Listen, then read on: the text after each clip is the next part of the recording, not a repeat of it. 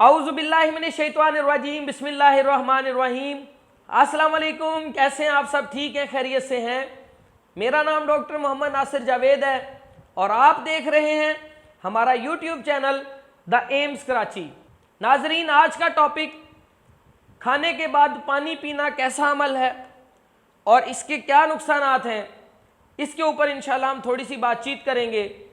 Video को मज़ीद आगे बढ़ाने से पहले अगर आपने हमारा channel the AIIMS Karachi like या सब्सक्राइब नहीं किया तो बराए मेहरबानी चैनल को लाइक या सब्सक्राइब करें और बेल आइकन को प्रेस कर दें ताकि हमारी इस तरह की मज़ीद आने वाली वीडियोस आप तक पहुंचती रहें।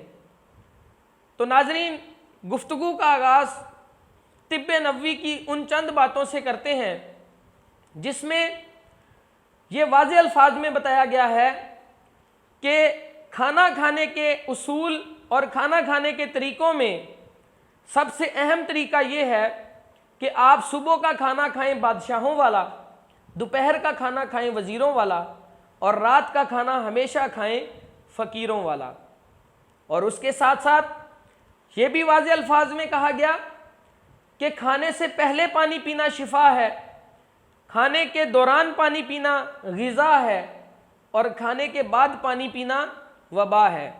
तो नाजरीन, ये तो 1400 साल पहले जब ये माइक्रोस्कोप, जब लैब इंस्ट्रूमेंट्स और मेडिकल साइंस इतनी तरक्की नहीं की हुई थी, ये उस वक़्त की बातें हैं जब मेरे आकाए दो जहां सल्लल्लाहु अलैहि वसल्लम की उम्मत इन बातों को फॉलो करती और कभी बीमार ना होती। तो आज की जदीद मेडिकल साइंस भी इस बात को मनोअन तस्लीम कर रही है कि खाने के बाद पानी पीने के बेशबहा नुकसानात हैं।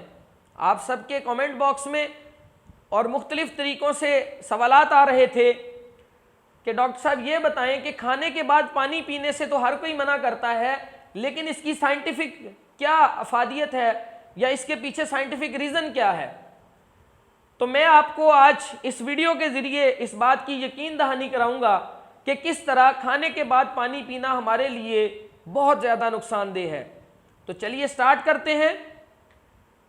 जब भी हम खाना खाते हैं तो हमारी खुराक मुंह के ज़रिए हमारे दांतों से मैकेनिकल डाइजेशन से बारीक होकर हमारी ईसोफेगस के ज़रिए या खुराक की नाली के ज़रिए स्टमक में या आम ज़ुबान में जिसे मैदा कहा जाता है चली जाती है और मैदे के अंदर इसके ऊपर कुछ केमिकल्स असरअंदाज होते हैं और केमिकल प्रोसेस या केमिकल डाइजेशन से ये खुराक टूट फूट कर मज़ीद पतली होती है।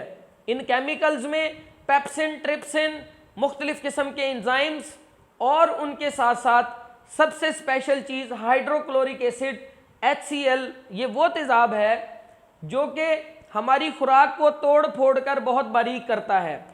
और इसके अलावा मैदे की जो आउटर वॉल्स हैं या मैदे की जो सराउंडेड वॉल्स हैं, इनमें एक खासियत ये है कि ये हीट प्रोड्यूस करती हैं और ये हीट उस खुराक को बारीक करके गल सड़ के ये खुराक पेस्ट की शक्ल इख्तियार कर जाती है और बहुत आसानी से खून में शामिल होने के लिए तैयार हो जाती है।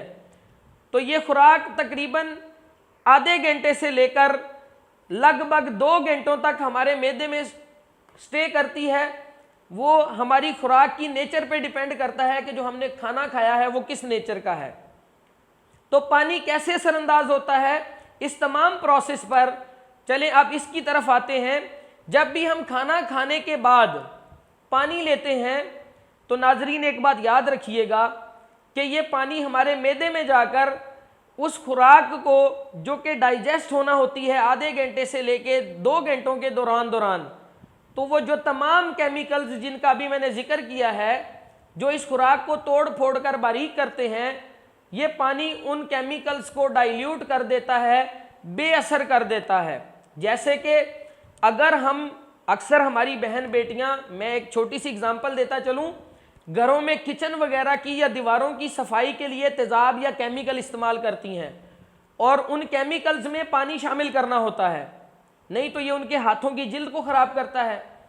तो वो जो तेज़ाब या केमिकल अगर उसमें पानी ज़्यादा डाल दिया जाए तो फिर वो दीवारों से चिकनाहट या उनकी अच्छी सफाई नहीं करता, क्योंकि वो डाइल्यूट हो चुका होता है, पतला हो चुका होता है।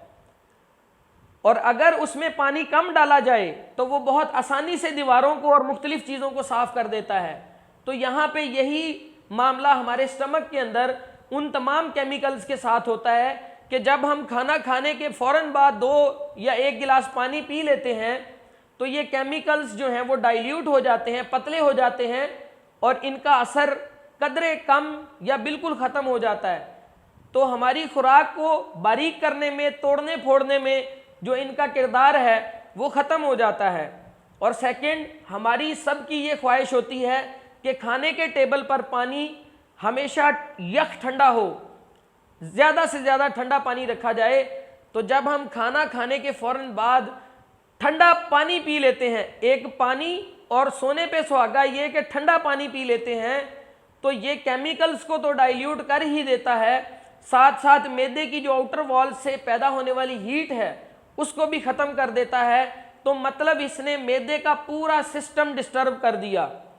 तो इससे क्या असर होगा कि पानी की ये जो मुदाखलत है ये फिर हमारी खुराक को तोड़ फोड़ कर बारीक करने में मैदे को अपना किरदार अदा नहीं करने देती और ये खुराक अनडाइजेस्टेड मैदे में पड़ी रहती है, गैसेस और तेजाबियत पैदा करती है और अल्टीमेटली ये इसी तरह अनडाइजेस्टेड फॉर्म में इंटेस्टीन में चली जाती है और फिर खून में ना शामिल होने की वजह से ये खुराक आंतों के इस बंच में से, जो 22 फुट की आंतों का बंच हमारे पेट में मौजूद है, इसमें से ये सफ़र करती हुई बॉडी से बाहर खारिज हो जाती है और मुख्तलिफ गैस्ट्रोइंटेस्टाइनल ट्रैक से रिलेटेड बीमारियां इससे जन्म लेती हैं।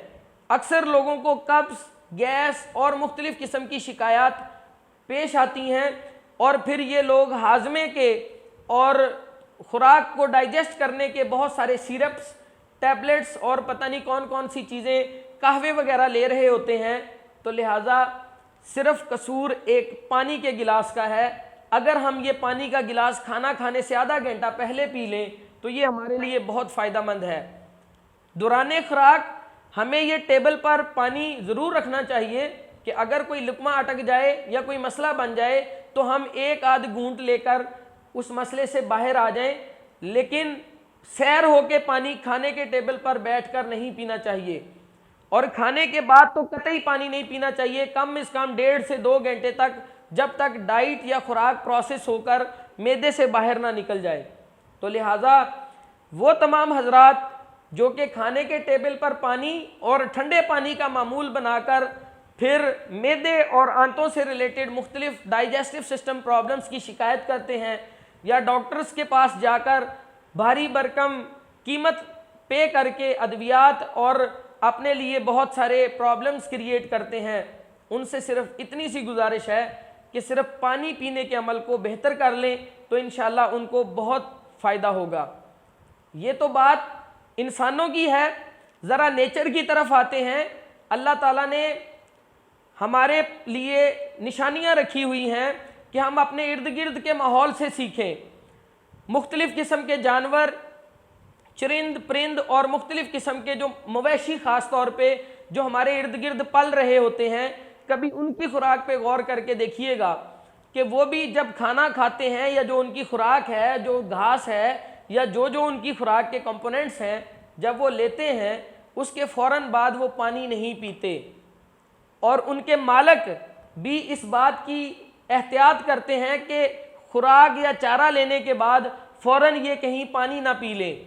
उनको पता है कि अगर ये फ़ौरन पानी पी लेंगे तो इनके डाइजेस्टिव सिस्टम में या इनकी खुराक को हज़म होने में प्रॉब्लम होगा, लिहाजा वो पानी के बर्तन दूर कर देते हैं या जानवरों को पानी से दूर बांधते हैं और उनको चारा वहाँ डालते हैं। तो यही उसूल इंसानों को अपने ऊपर अप्लाई करना चाहिए कि हम खाना खाने के फ़ौरन बाद कभी भी पानी ना लें। इंशाअल्लाह डाइजेस्टिव सिस्टम से रिलेटेड 99% प्रॉब्लम्स आपके रिजॉल्व हो जाएंगे। उम्मीद करता हूं कि आपको हमारी ये वीडियो बहुत हेल्पफुल साबित होगी और इंशाअल्लाह ये बहुत कारआमद साबित होगी उन पेशेंट्स के लिए जो गैस्ट्रोइंटेस्टाइनल ट्रैक के एबनॉर्मेलिटीज़ के साथ सफ़र कर रहे हैं। बहुत शुक्रिया। अस्सलाम वालेकुम।